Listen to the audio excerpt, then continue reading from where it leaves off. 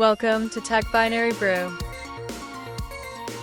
It's iPhone 16 versus Galaxy S24, the ultimate smartphone showdown, part 2. Alright, welcome back to part 2 of our ultimate smartphone showdown, the iPhone 16 versus the Galaxy S24. Now that we've covered the design, displays, and raw power, it's time to dive into what might be the most important category for many of you, the cameras. This is where things get really exciting. Now to one of the most anticipated categories, cameras. Both Apple and Samsung have thrown serious camera hardware and software into these devices, but they take somewhat different approaches tailored to their philosophies. Let's break down the setups and performance for photography and video. iPhone 16, Standard and Plus. The regular iPhone 16 comes with a dual camera system on the rear. It has a 48 MP main camera. This high-resolution sensor was first introduced on the iPhone 14 Pro and now trickled down to the base model. By default, it thins down to 12 MP images with great detail and improved low-light performance, but you can also shoot full 48 MP ProRAW for extra detail if you're a pro user. Alongside it is a 12 MP ultra-wide camera with autofocus, which allows it to double as a macro shooter for close-ups. Notably, the iPhone 16 does not have a dedicated telephoto lens, zoom lens. However, Apple has leveraged that 48 MP sensor to enable a 2x optical quality zoom by cropping in the center of the sensor. Essentially, you get a lossless 2x zoom option around 52mm equivalent, which Apple advertises as like having two cameras in one on the base model. It's not true optical telephoto hardware, but in good light, it delivers similar results to a 2x lens. Still, beyond 2x, any zoom on the base iPhone 16 is digital and will lose detail quickly. The absence of a longer telephoto is one way Apple distinguishes its non-Pro iPhones. You'd need the Pro for real optical zoom beyond 2x. On the iPhone 16 Pro and Pro Max, Apple includes a triple camera system, a 48 MP main, a 48 MP ultra-wide, and a 12 MP periscope telephoto lens in a big upgrade this year. Both the 16 Pro and Pro Max get the periscope 5x optical zoom, 120mm equivalent lens. Previously, only the largest Pro Max had a long zoom. This means even the smaller 16 Pro can optically zoom to 5x without quality loss, finally putting it on par with its big brother in zoom capability.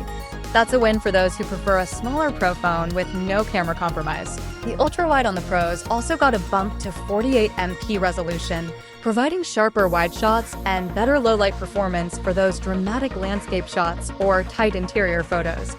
Both iPhone 16 Pro models still have the LiDAR scanner as well, assisting with faster autofocus in low light and enhancing AR applications. How do these specs translate to real-world performance? The iPhone 16's main camera is outstanding in most conditions. Daylight photos are sharp, with balanced colors and a natural look. Apple tends to favor a more realistic color science, not overly saturated, which some people love for its true-to-life quality, and you can always punch it up with a filter if needed. The dynamic range is excellent thanks to Apple's smart HDR5 processing, meaning you retain detail in bright skies and dark shadows in challenging scenes.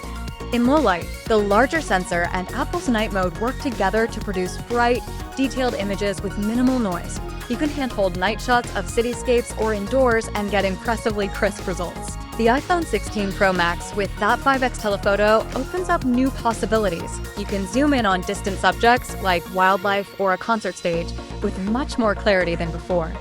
At 5x, the iPhone 16 Pro Max's shots look detailed and relatively noise-free in decent lighting. Even at night, the telephoto can capture usable images if there's some ambient light, though it can struggle in very dark situations. The aperture is f2.8 on that lens.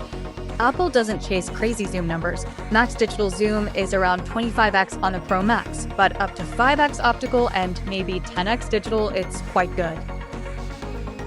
The ultra-wide on all models, 12 MP on Standard, 48 MP on Pro, lets you capture expansive scenes or creative angles. With the Pro's higher resolution ultra-wide, macro shots, extreme close-ups are sharper than before.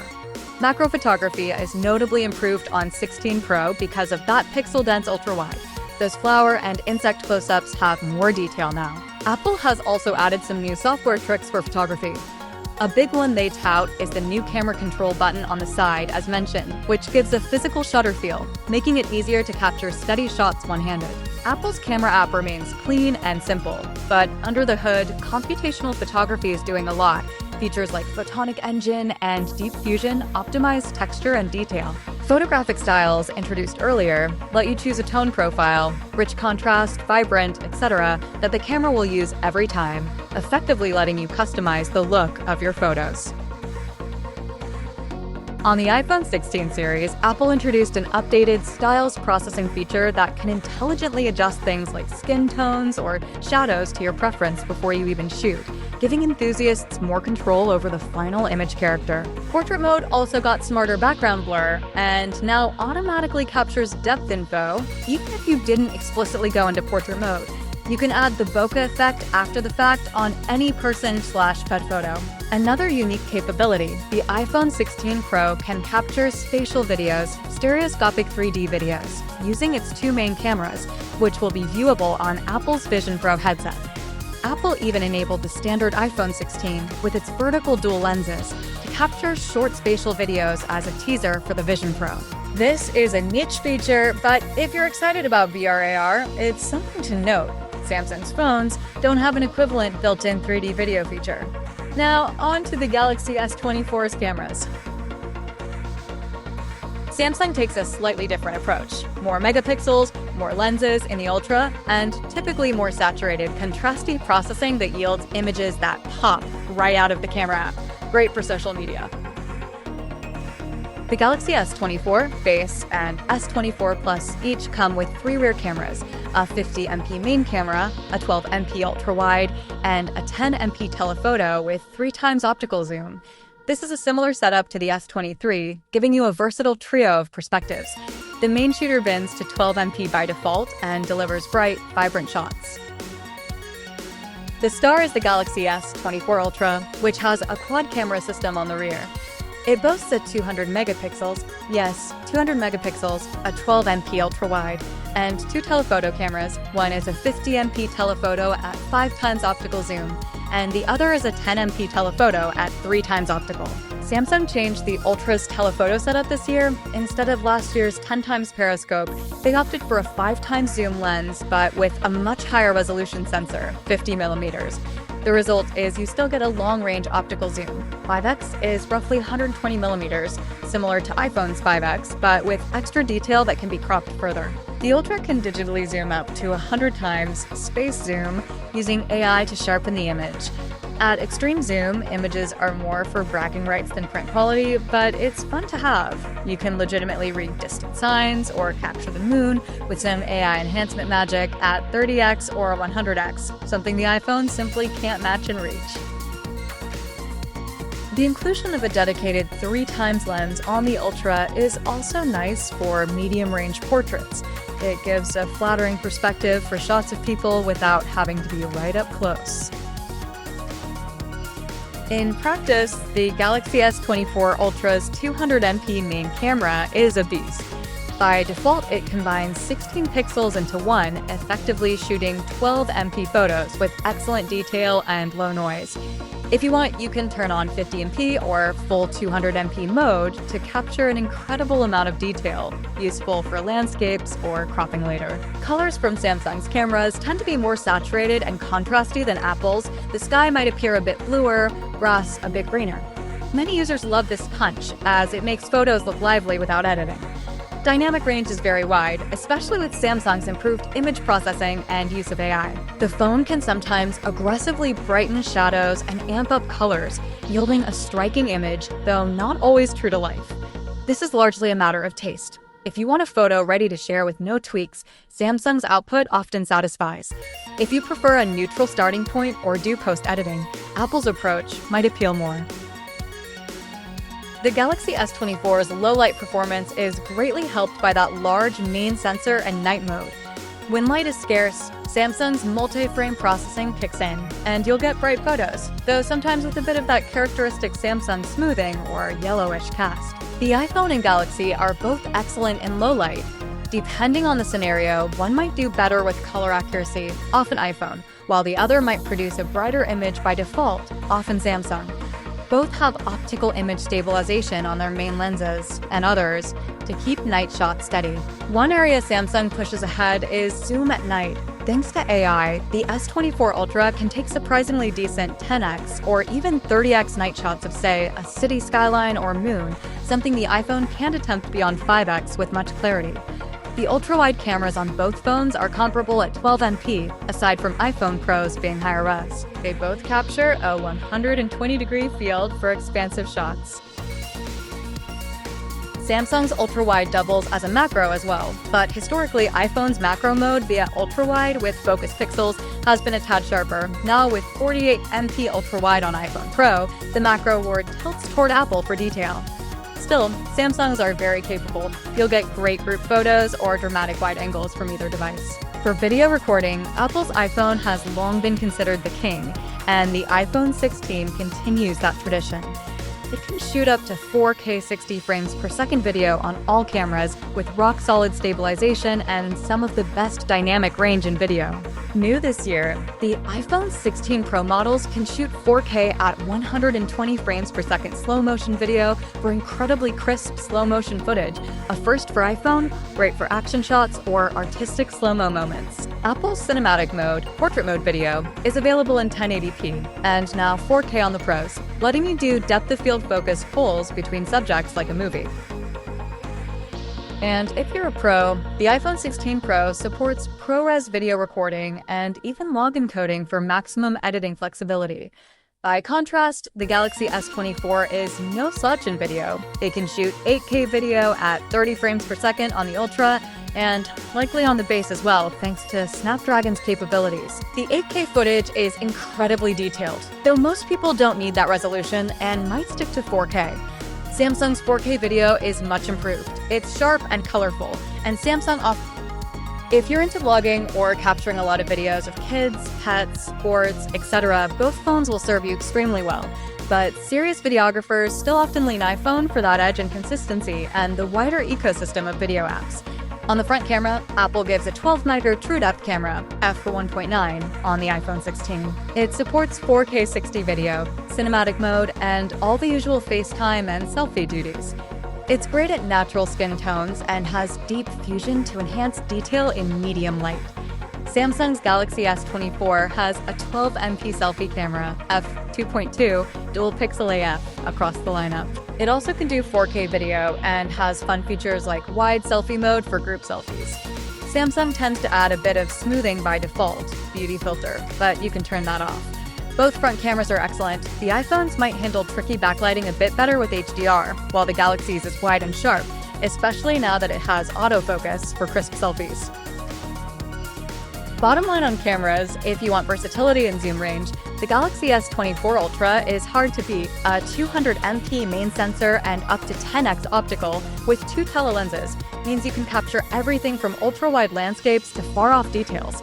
It's a dream for a travel photographer who might need that reach. The S24 and S24 Plus offer a solid 3-lens setup that still beats the base iPhone by having an optical telephoto 3x.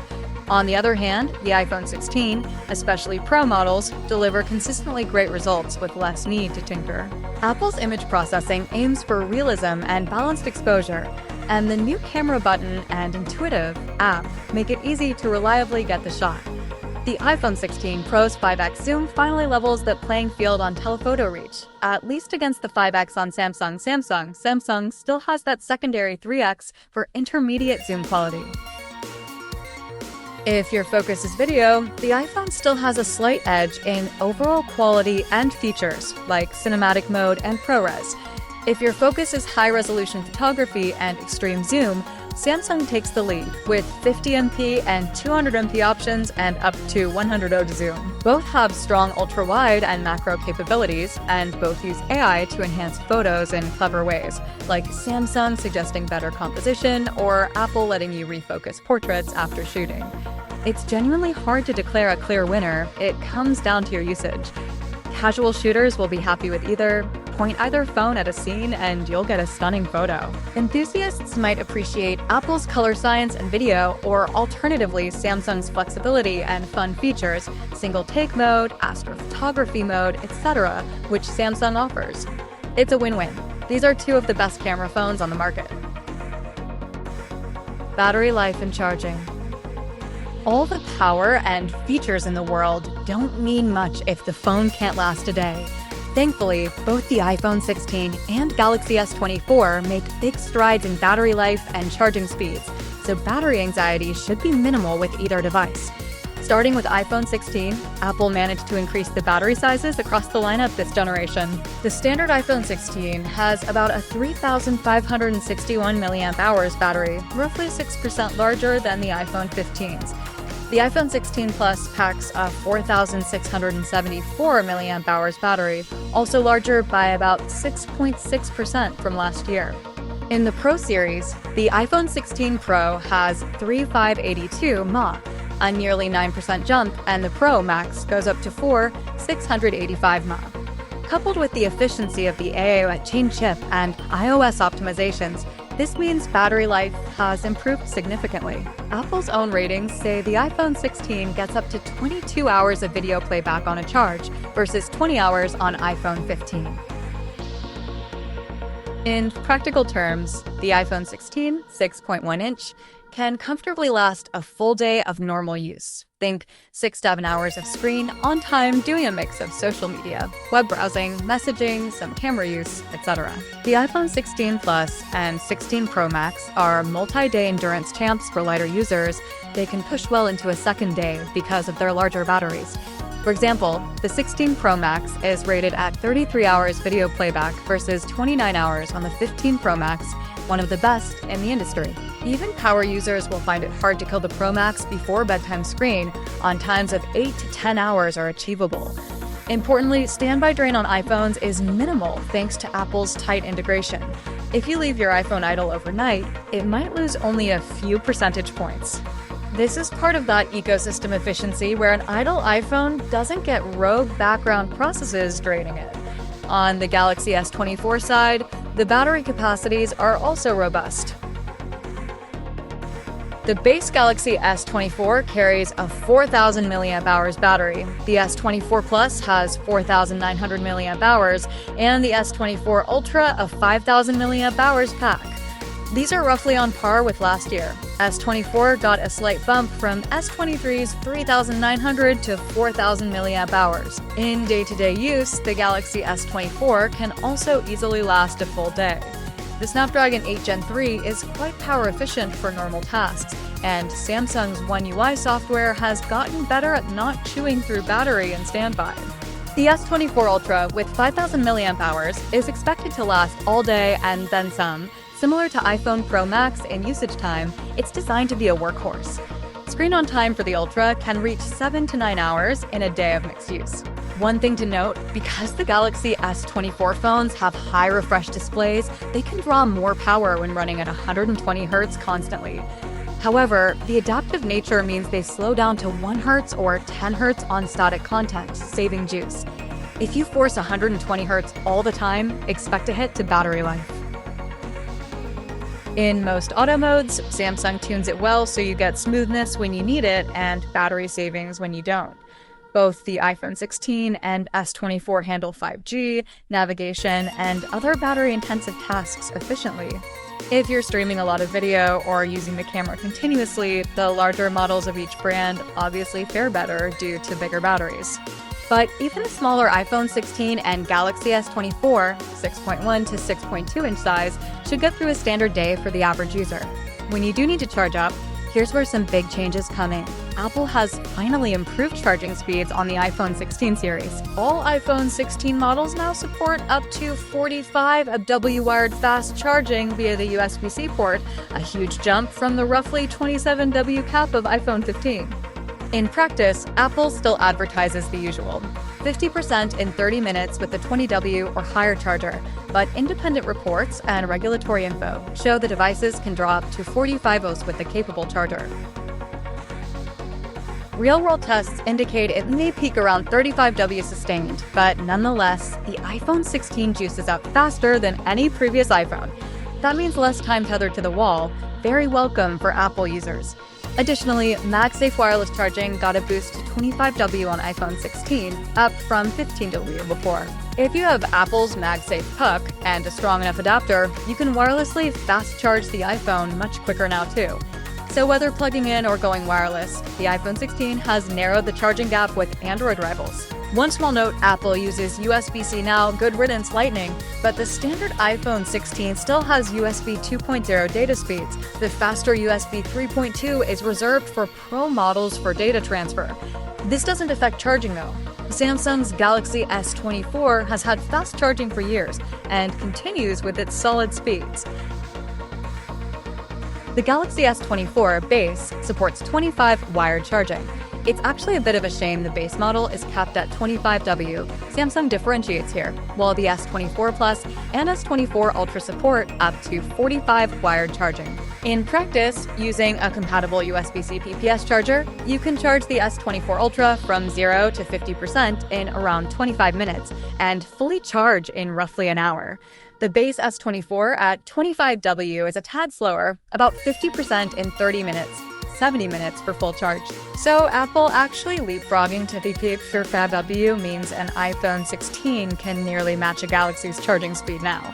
For wireless, the S24 supports fast wireless charging 2.0 at up to 15W with compatible Qi PMA chargers. There's also wireless power share on the S24 series, which lets you use the phone as a wireless charging pad to top up other devices, like charging your Galaxy Buds or a friend's phone off the back of your S24. This is a super handy feature in a pinch, one that iPhone still does not offer.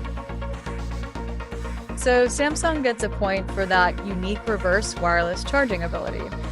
Real-world battery life comparisons often come down to software power management. iPhones are known to often outlast similar capacity Android phones in certain conditions due to iOS efficiency. But with the S24's large batteries and improved chip, the differences are minor. If you're a heavy user, GPS navigation, lots of YouTube, 120Hz gaming, etc., the S24 Ultra and iPhone 16 Pro Max are the safety net choices. They have the endurance for heavy use. If you're more moderate, even the smaller ones will serve you fine. One more aspect, battery longevity. Both Apple and Samsung use high-quality lithium batteries. Apple has introduced easier battery replacement designs in recent iPhones for serviceability.